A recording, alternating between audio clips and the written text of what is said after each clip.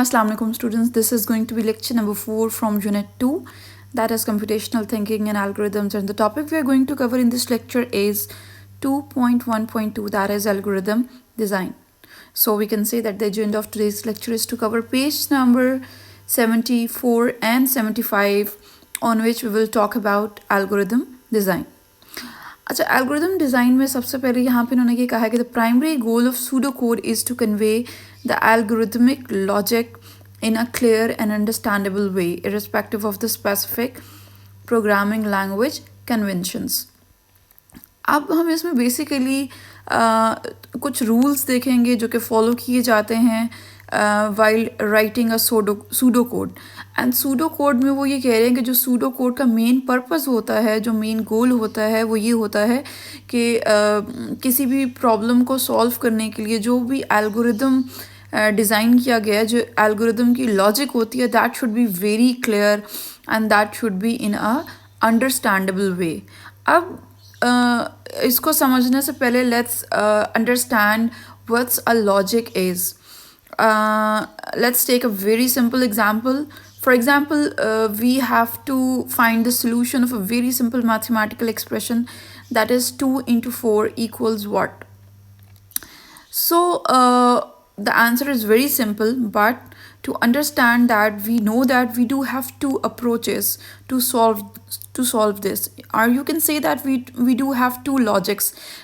Logic one is we can use the multiplication operation. अगर आप multiplication operation use करें तो 2 into 4 is directly 8. बट इसी को हम जो है वो एडिशन ऑपरेशन के थ्रू भी सॉल्व कर सकते हैं. एंड अगर एडिशन ऑपरेशन के थ्रू सॉल्व करें तो 2 को 4 टाइम्स अगर हम ऐड करेंगे the result would be 8.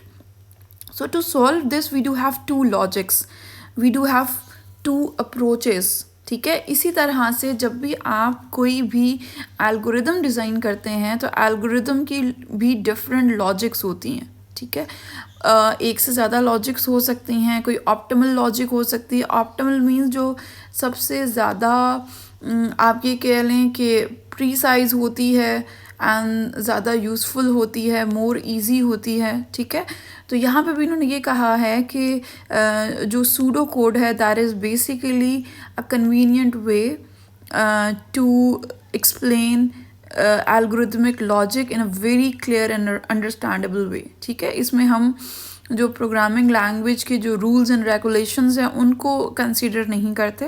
That is a very simple way. Next वो ये कह रहे हैं कि pseudo code writing is not standardized and there isn't a universal set of rules for its formatting. तो सूडो कोड को लिखने के लिए कोई स्टैंडर्ड रूल्स नहीं है, कोई यूनिवर्सल सेट ऑफ इंस्ट्रक्शंस नहीं हैं. ठीक है, लेकिन कुछ कन्वेंशंस जो हैं वो फॉलो की जाती हैं एंड कुछ उन्होंने जो सेट ऑफ गाइडलाइंस हैं वो उन्होंने मेंशन भी किए हैं जो हम इसी लेक्चर में आगे जाके देखेंगे. But these are not the strict rules. बिल्कुल उस सिंटेक्स की तरह नहीं है जिस तरह प्रोग्रामिंग लैंग्वेज में आपको सिंटेक्स फॉलो करना होता है. सो मूविंग नेक्स्ट, और जल्दी से हम इस लेक्चर को कंप्लीट करते हैं. This is going to be comparatively very easy lecture. इसमें सबसे पहले उन्होंने फ़ॉन्ट की बात की है, साइज़ की बात की है, स्टाइल की बात की है, देन इंडेंटेशन की बात की है, और वन बाय वन हम इसको डिटेल में देखते हैं कि what's this all about. Font size में देखें तो उन्होंने ये कहा है कि प्लेन फ़ॉन्ट साइज़ होना चाहिए. जो शुरू स्टार्ट में है that's a plain. Second line में मैंने कंप्यूटर साइंस को थोड़ा बोल्ड कर दिया. थर्ड लाइन में मैंने उसको इटैलिक कर दिया. और जो ग्रीन में है दैट इज़ वेरी स्टाइलिश. तो इतना स्टाइलिश नहीं होना चाहिए. जो फ़ॉन्ट साइज़ है दैट शुड बी प्लेन. ठीक है, अच्छा यहाँ पे भी जो इन्होंने बात की है, यहाँ पे इसमें देखें मैंने यहाँ पे इसका स्क्रीनशॉट मेंशन किया है.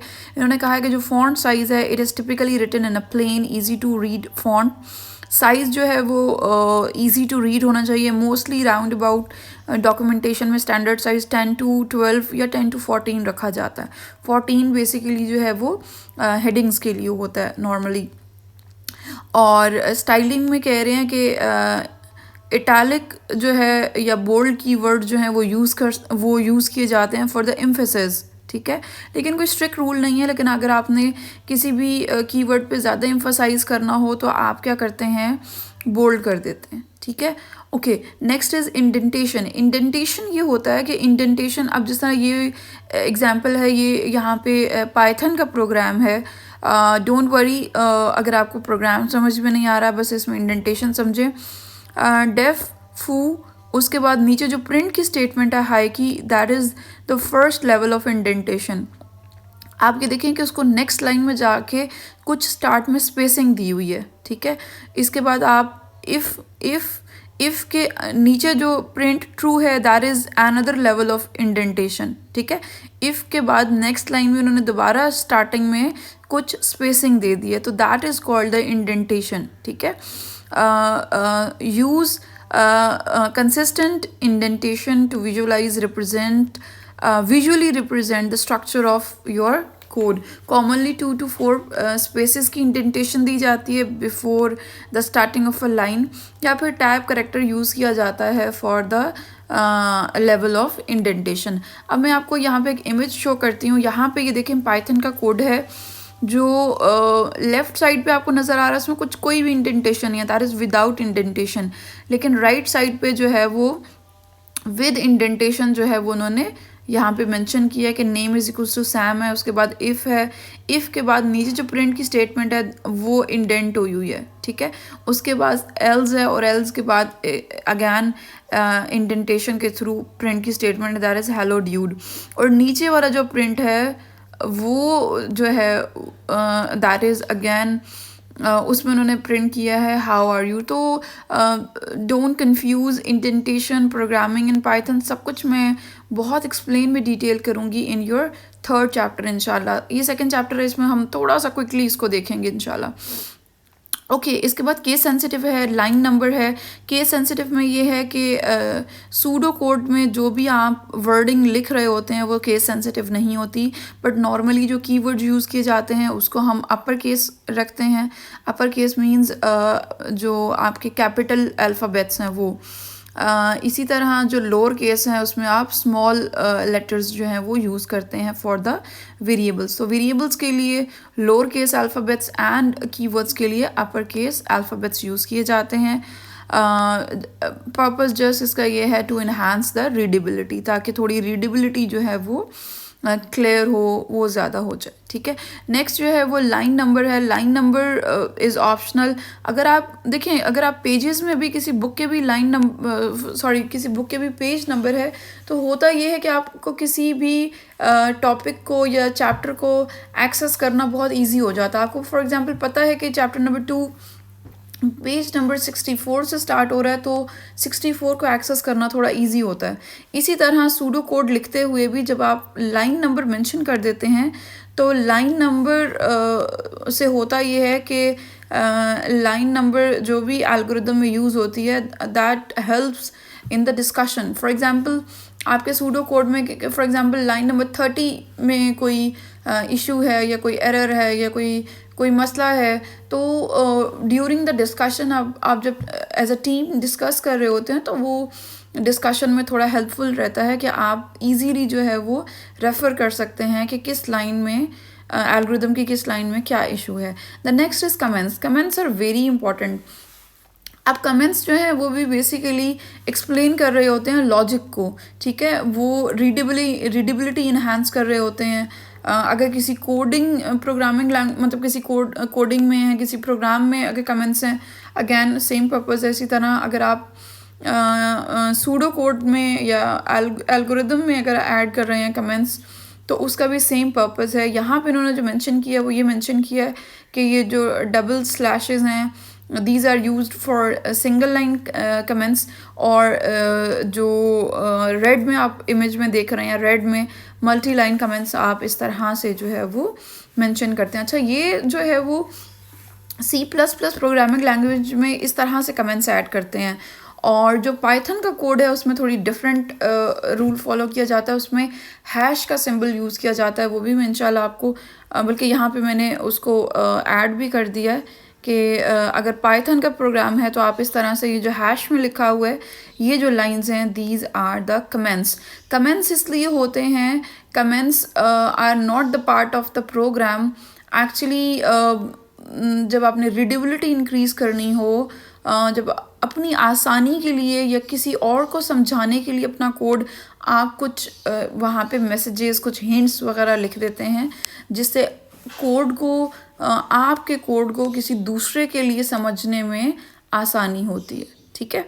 Okay, the next is data type keywords. अब डेटा टाइप में मैं आपको बहुत सिंपल से एक्सप्लेन करूँ। For example, this is the box, it's a storage box जिसमें आप कोई चीज़ स्टोर करते हैं, ठीक है। अब जिस तरह से हमारे घरों में कबर्ड्स हैं, डिफरेंट ड्रॉर्स हैं फॉर द स्टोरेज, इसी तरह से जो प्रोग्रामिंग लैंग्वेजेस होती हैं उसमें भी डेटा को स्टोर करने के लिए we do have different data types, ठीक है। फॉर एग्जांपल, अगर आपने इंटीजर स्टोर कराना है तो you have separate data type that is integer. तो वो इंटीजर डेटा टाइप जो है वो इंटीजर्स को स्टोर करती है, इंटीजर नंबर्स को, ठीक है। इसी तरह जो स्ट्रिंग डेटा टाइप होगी वो स्ट्रिंग डेटा टाइप को स्टोर करेगी। String data type means for example computer science अगर आपने स्टोर करवाना है तो कंप्यूटर साइंस के लिए आप जो डेटा टाइप यूज़ करेंगे वो स्ट्रिंग होगी। तो डेटा टाइप कीवर्ड्स का मतलब ये है कि वो कौन से वर्ड्स हैं जो डेटा की टाइप जो है उसके साथ डील करते हैं, ठीक है। तो डिफरेंट टाइप के जो डेटा होते हैं उसके लिए we do have different data type keywords, ठीक है। और फॉर एग्जांपल यहाँ एग्जांपल देखें कि इसमें इन्होंने बहुत अच्छा सा उन्होंने किया है कि आपने 10 वैल्यू स्टोर करवानी है। अब 10 जो है वो एक इंटीजर नंबर है, ठीक है। एंड समझ लेंगे 10 जो है वो किसी बॉक्स की हाइट होगी, कोई भी पैरामीटर हो सकता है, but this parameter is height.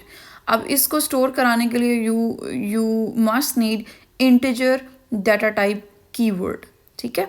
बाकी इंशाल्लाह मैं जब आपको प्रोग्रामिंग स्टार्ट करवाऊंगी 3rd चैप्टर में, उसमें मैं फर्दर डिटेल में एक्सप्लेन करूंगी। अच्छा, यहाँ पे अब वेरिएबल असाइनमेंट है, वेरिएबल डिक्लेरेशन, इसको आप एज इट इज़ याद कर लें कि variables can be declared by declare or simple by mentioning them. जो असाइनमेंट्स हैं वो जो है वो कॉलन एंड इक्वल के थ्रू हम जो है वो सूडो कोड में यूज़ करते हैं, ठीक है। बाकी variable assignment and declaration programming में डिफरेंट होती है, कैसे होती है इंशाल्लाह I will explain that in chapter number 3। Common operators जो तो बहुत ईजी हैं, प्लस का, माइनस का, multiplication, division, so these are all mathematical operations जो कि यूज़ होते हैं in programming languages as well, in pseudo code and in algorithms as well. The next is key commands. Key commands में आपके पास for example input की command है, output की कमांड है, इसी तरह से मतलब for different actions we do have different commands. यहाँ पे फॉर है तो इसका मतलब फॉर लूप होगा, इफ़ है तो इफ़ लूप होगा, वाइल है तो वाइल लूप होगा। अभी आपको नहीं समझ आ रही क्या लूप्स हैं, यही जो लूप्स हैं they are called the control structures, मतलब they serve as control structures. Control structures क्या होते हैं Inshallah, I'm going to explain each and everything for the time being in this lecture. आप जस्ट इसको थोड़ा सा अंडरस्टैंड कर लें, थोड़ा सा समझ लें कि for, if, while, these are all loops. जब आपने कोई भी काम रिपीटेड एक्शन में करना होता है, मेनी टाइम्स करना होता है कोई भी काम, तो उसके लिए आप ये कंट्रोल स्ट्रक्चर्स यूज़ करते हैं। इसके अलावा इनपुट जो है वो इनपुट के लिए, कोई भी इनपुट अगर आपने यूज़र से लेनी है तो उसके लिए इनपुट की कमांड यूज़ करेंगे। एंड अगर आपने कोई भी आउटपुट शो करानी है ऑन द स्क्रीन तो उसके लिए जो है वो आउटपुट की कमांड यूज़ की जाती है। Okay, this was all about today's lecture. थोड़ा सा आपको कन्फ्यूजन रहेगी इस लेक्चर में भी, इंशाल्लाह मैंने ज़्यादा इसलिए डिटेल में एक्सप्लेन नहीं किया क्योंकि मैं इसको जब आपकी प्रोग्रामिंग स्टार्ट होगी उसमें मैं बहुत डिटेल में आपको 1 by 1 ईच एंड एवरीथिंग जो है वो एक्सप्लेन करूँगी। So in case of any question you guys feel free to ask me in the comment section. In case of contact you may contact us through our WhatsApp number and through the email address mentioned in the video. So stay tuned, keep learning, keep growing. We'll see you in the next lecture inshallah.